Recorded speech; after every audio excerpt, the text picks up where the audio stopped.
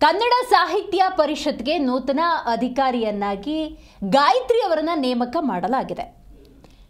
ಕನ್ನಡ ಸಾಹಿತ್ಯ ಪರಿಷತ್ಗೆ ಆಡಳಿತ ಅಧಿಕಾರಿಯಾಗಿ ನೇಮಿಸಿ ಸರ್ಕಾರ ಆದೇಶವನ್ನು ಹೊರಡಿಸಿದೆ. ಹೌದು, ಬಹಳ ಮುಖ್ಯವಾಗಿ ಕನ್ನಡ ಸಾಹಿತ್ಯ ಪರಿಷತ್ನಲ್ಲಿ ಹಣ ಹಾಗೂ ಅಧಿಕಾರ ದುರ್ಬಳಕೆ ಸೇರಿ ವಿವಿಧ ಆರೋಪಗಳ ಹಿನ್ನೆಲೆಯಲ್ಲಿ ಕನ್ನಡ ಸಾಹಿತ್ಯ ಪರಿಷತ್ಗೆ ಆಡಳಿತ ಅಧಿಕಾರಿಯಾಗಿ ಕನ್ನಡ ಮತ್ತು ಸಂಸ್ಕೃತಿ ಇಲಾಖೆಯ ನಿರ್ದೇಶಕಿ ಕೆಎಂ ಗಾಯತ್ರಿ ಅವರನ್ನು ನೇಮಿಸಿ ರಾಜ್ಯ ಸರ್ಕಾರ ಆದೇಶವನ್ನು ಹೊರಡಿಸಿದೆ.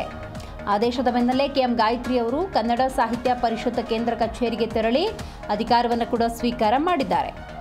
ಕನ್ನಡ ಸಾಹಿತ್ಯ ಪರಿಷತ್ನಲ್ಲಿ ಹಣಕಾಸಿನ ಅವ್ಯವಹಾರ ಮತ್ತು ಅಧಿಕಾರ ದುರ್ಬಳಕೆಯ ಆರೋಪಗಳ ವಿಚಾರಣೆಗೆ ಸಂಬಂಧಪಟ್ಟಂತೆ ಸಹಕಾರ ಇಲಾಖೆ ಕಳೆದ ಜುಲೈನಲ್ಲಿ ಆದೇಶ ಹೊರಡಿಸಿ ವಿಚಾರಣಾ ಅಧಿಕಾರಿಯನ್ನಾಗಿ ನೇಮಕ ಮಾಡಿತ್ತು. ಇನ್ನು ವಿಚಾರಣೆಗೆ ಸಂಬಂಧಪಟ್ಟಂತೆ ಕಸಾಪದವರು ನಿಗದಿತ ಕಾಲಾವಧಿಯಲ್ಲಿ ಹಾಜರಾಗದೇ ಇರುವುದು, ಅಗತ್ಯ ದಾಖಲೆಗಳನ್ನು ಒದಗಿಸಿರುವ ಕಾರಣವನ್ನು ನೀಡಿ ಆಡಳಿತ ಅಧಿಕಾರಿ ನೇಮಿಸುವಂತೆ ಸಹಕಾರ ಇಲಾಖೆ ಸರ್ಕಾರಕ್ಕೆ ಶಿಫಾರಸು ಕೂಡ ಮಾಡಿರುತ್ತೆ. ಇದೆಲ್ಲದರ ನಡುವೆ ನೋಡಿ ಮಹೇಶ್ ಜೋಶಿಗೆ ಭಾರಿ ಹಿನ್ನಡೆಯಾಗಿದೆ. ಗಾಯತ್ರಿ ಅವರು ಅಧಿಕಾರವನ್ನು ಸ್ವೀಕಾರ ಮಾಡಿದ್ದಾರೆ. ಸದ್ಯ ಕನ್ನಡ ಮತ್ತು ಸಂಸ್ಕೃತಿ ಇಲಾಖೆ ನಿರ್ದೇಶಕಿ ಗಾಯತ್ರಿ ಅವರು ಅಧಿಕಾರವನ್ನು ಸ್ವೀಕಾರ ಮಾಡಿದ್ದಾರೆ. ಹೌದು,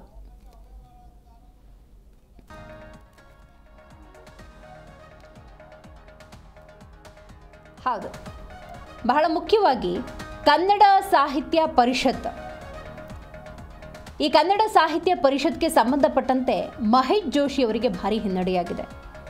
ಇದೀಗ ನೋಡಿ, ಅಧ್ಯಕ್ಷರ ವಿರುದ್ಧ ಹಲವಾರು ಗಂಭೀರ ಆರೋಪಗಳು ಕೂಡ ಕೇಳಿ ಬಂದಿತ್ತು. ಅಧಿಕಾರದ ದುರ್ಬಳಕೆ ಇರಬಹುದು, ಇದರ ಜೊತೆಗೆ ಹಣಕಾಸು ಅವ್ಯವಹಾರ, ಇನ್ನೂ ಕೆಲ ಗಂಭೀರ ಆರೋಪಗಳಿದ್ವು. ಇವುಗಳ ತನಿಖೆಗೆ ರಾಜ್ಯ ಸರ್ಕಾರ ಮುಂದಾಗಿದೆ.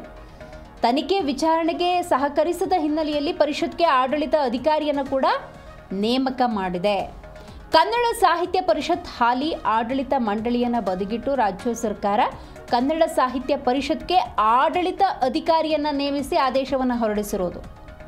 ಕನ್ನಡ ಮತ್ತು ಸಂಸ್ಕೃತಿ ಇಲಾಖೆಯ ನಿರ್ದೇಶಕರಾಗಿರುವಂಥ ಕೆಎಂ ಗಾಯತ್ರಿ ಅವರನ್ನು ಸಾಹಿತ್ಯ ಪರಿಷತ್ನ ಆಡಳಿತ ಅಧಿಕಾರಿಯಾಗಿ ನೇಮಿಸಿದೆ. ನೋಡಿ, ಈ ಮೂಲಕ ಕನ್ನಡ ಸಾಹಿತ್ಯ ಪರಿಷತ್ನ ಹಾಲಿ ಅಧ್ಯಕ್ಷ ಮಹೇಶ್ ಜೋಶಿ ಅವರಿಗೆ ಹಿನ್ನಡೆಯಾಗಿದೆ. ಇನ್ನು ಮುಂದೆ ಕನ್ನಡ ಸಾಹಿತ್ಯ ಪರಿಷತ್ನ ಹಣಕಾಸು ವ್ಯವಹಾರಗಳನ್ನು ಮತ್ತು ಇತರ ಚಟುವಟಿಕೆಗಳನ್ನು ಆಡಳಿತ ಅಧಿಕಾರಿಯೇ ನೋಡ್ಕೊಳ್ತಾರೆ. ಅಂದರೆ ಗಾಯತ್ರಿ ಅವರು, ಕೆಎಂ ಗಾಯತ್ರಿ ಅವರೇ ನೋಡ್ಕೊಳ್ಬೇಕಾಗತ್ತೆ.